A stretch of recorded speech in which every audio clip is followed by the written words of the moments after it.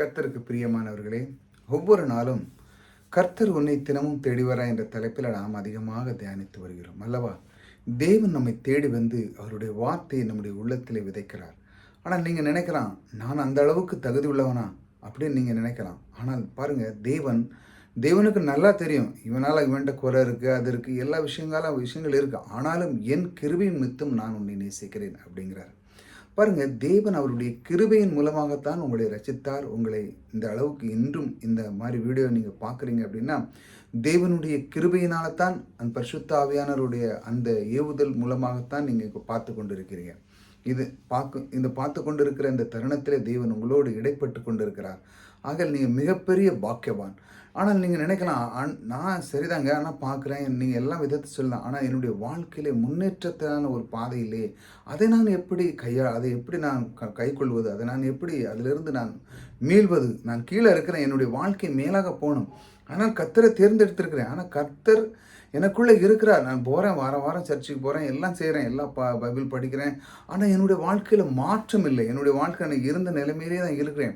ஆனால் பாருங்கள், மற்ற புரஜாதிகாரங்கள்லாம் அவன்லாம் முன்னேறி போகிறான். இன்றைக்கி போய் எத்தால 2 வீடு கட்டுதான், 3 வீடு கட்டுதான், 4 வீடு கட்டுதான், அப்படியே போயிட்டே இருக்கான். அவன் என் கண் முன்னால் போயிட்டுருக்கான். ஆனால் நான் உயிருள்ள தேவனை அறிந்தவன் நான், ஆனால் எனக்கு நடக்கலையே அப்படின்னு சில பேர் புலம்புகள் எனக்கு கேட்குது. ஆனால் பாருங்கள், நம்முடைய தேவன் சில விஷயத்தில் பாருங்கள், இந்த பிரமாணத்தின் அடிப்படையில் தான் வேலை நடக்குது.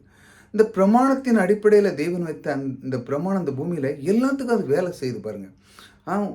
உங்களுக்கு மட்டும் இல்லை, அது எல்லாத்துக்கும் வேலை செய்யும். எப்படி அந்த பிரமாணத்தை எவன் ஒருவன் அறிந்து கொள்கிறானோ, இப்போ நீங்கள் அவன் அறிந்திருக்கிறான், அந்த பிரமாணத்தை யாரோ அந்த விதமான காரியத்தை எப்படி செய்யணும், எப்படி இருந்தால் எப்படி அது முன்னேறும் அப்படின்னு சொல்லி அவன் அறிந்திருக்கிறதுனால் அவன் முன்னேறி போகிற சில காரியங்களை முன்னேறி உங்களை விட போனான். ஆனால் உங்களுக்கு நேற்றும் இன்றும் மாறாத தேவன், உயிருள்ள தேவன் உங்களுக்குள்ளே இருக்கிறார். ஆனால் நீங்கள் என்ன பண்ணுறீங்க? வெறும் பைபிளை வாரத்துக்கு ஒரு முறை தான் கொண்டு போகிறீங்க. மற்றபடி தேவனுடைய பிரமாணத்தை அறிந்துகிட்டது கிடையாது, தேவனுடைய வார்த்தை பேசுகிறது கிடையாது. இப்படி இருந்தால் நம்முடைய வாழ்க்கை எப்படி முன்னேறும்? முடியாது. அதனால தான் தேவனுடைய வாழ்க்கையை முன்னேறதுக்கு ஒரு வழியை வைத்திருக்கிறார். அந்த வழி தான் இன்று நான் உங்களுக்கு சொல்ல போகிறேன். அதுதான் விதைப்பு அறுப்புங்கிற பிரமாணம். இந்த விதைப்பு அறுப்புங்கிறது ஒரு விவசாயியை பார்த்து நீங்கள் கேட்டாலே அவன் சொல்லுவான், நீங்கள் என்ன எப்படி இதை விதைச்சி நீங்கள் இன்றைக்கி 100 கோட்டை நெல்லை எப்படி கொண்டு வந்தீங்க அப்படின்னா அவன் சொல்லுவான், முதல்ல என்கிட்ட விதை நெல்லுன்னு ஒன்று கொஞ்சம் வச்சுருந்தேன், நான் கொஞ்சம் இருந்து அதை எடுத்து நான் அந்த பூமியில் போடும்போது அதனுடைய பலன் அதிகமாக கிடைக்கிறது. இரண்டாவது, பூமி மேலே கட்டளையிட்டிருக்கிறார். அவருடைய பிரமாணம் அங்கே வேலை செய்கிறது. பாருங்கள், ஆதியிலே சொன்ன மாதிரி மரம் செடி கொடிகள் அதனதன் ஜாதியின்படி பிறப்பிக்க கடவுது சொன்ன அந்த தேவன் அதன்படி அது வேலை செய்கிறது பாருங்கள். அப்போ நீங்கள் சொல்லிடலாம், அது கரெக்டு தாங்க, அந்த மாதிரி விதைப்பு அறுப்புங்கிறது எனக்கு புரிஞ்சுட்டு. ஆனால் என்னுடைய வாழ்க்கையில் பொருளாதாரத்தில் நான் பின்தங்கி இருக்கிறேனே, அந்த பணத்தின் செழிப்பை நான் எப்படி அடைவது அப்படின்னு நீங்கள் யோசிக்கும் பொழுது தான் தேவன் இன்று உங்களுக்கு ஒரு அழகான ஒரு வார்த்தை கொடுக்கிறார்.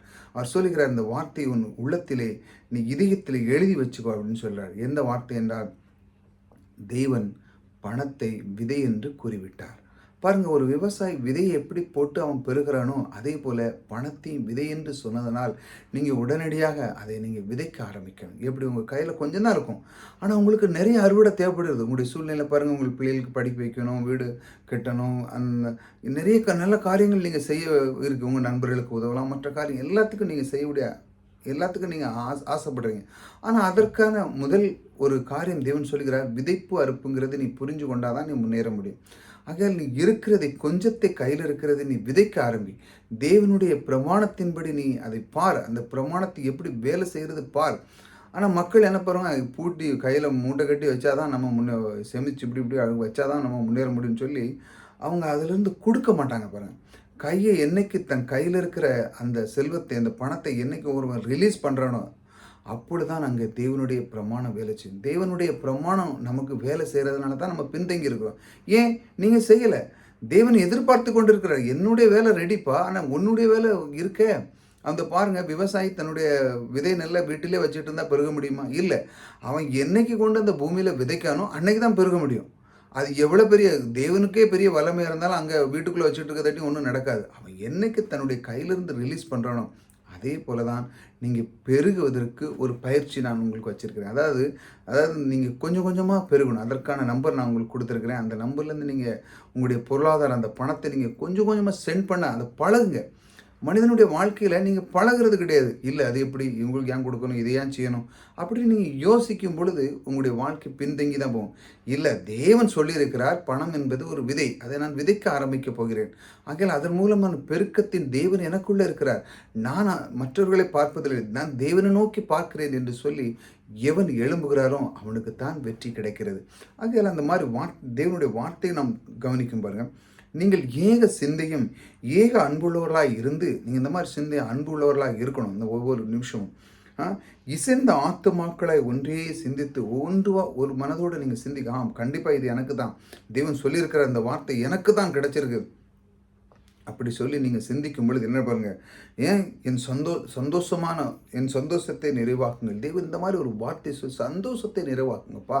உன்னுடைய வாழ்க்கையில் சந்தோஷம் மகிழ்ச்சி வரணும்னா இந்த மாதிரி வார்த்தையை நீ பற்றி கொண்டு அதன்படி செஞ்சால் தான் உனக்கு வரும். நீ இல்லைனா எனக்கு அப்போ வந்த பிறகு நான் செய்கிறேன், இப்போ வந்த பிறகு செய்யலாம், இல்லைனா அவரை நம்பியிருக்கிறேன், இவரை நம்பியிருக்கிறேன், அவர் தந்தால் நல்லாயிருக்கும், இவர் தந்தால் நல்லா இருக்குன்னு சொல்லி இருந்தால் ஒன்றும் நடக்காது. என்னைக்கு தன் கையில் இருக்கிற பணத்தை இவன் ஒருவன் ரிலீஸ் பண்ணுறானோ அன்று அவனுக்கு செல்வம் பெருகி கொண்டே போகும். இதுதான் தேவன் இந்த வைத்த பிரமாணம். அதனால தான் மற்றவர்கள் அதை அறிஞ்சு அதை செய்கிறாங்க. தேவனை அறியாதவர்களும் முன்னேறி போகிறாங்க. எப்படி? பிரமாணத்தின்படி நடந்ததனால் முன்னேறி போகிறாங்க. ஆனால் உங்களுக்கு தேவன் இந்த அற்புதமான பைபிள் கையில் கொடுத்து அந்த பிரமாணத்தையும் உங்கள் கையில் கொடுத்துருக்கிறார். அதை வாசித்து அதிலிருந்து நீங்கள் வெற்றி பெற வேண்டும் என்று தான் தேவன் விரும்புகிறார். ஆகையால் விதைப்பு அறுப்பை விட்டு விடாதீர்கள், விதையுங்கள், அதனுடைய பலனை கண்டிப்பாக நீங்கள் எதிர்பாருங்கள். கர்த்தர் உங்களோடு கூட இருக்கிறார். கர்த்தர் உங்களை ஆசீர்வதித்திருக்கிறார்.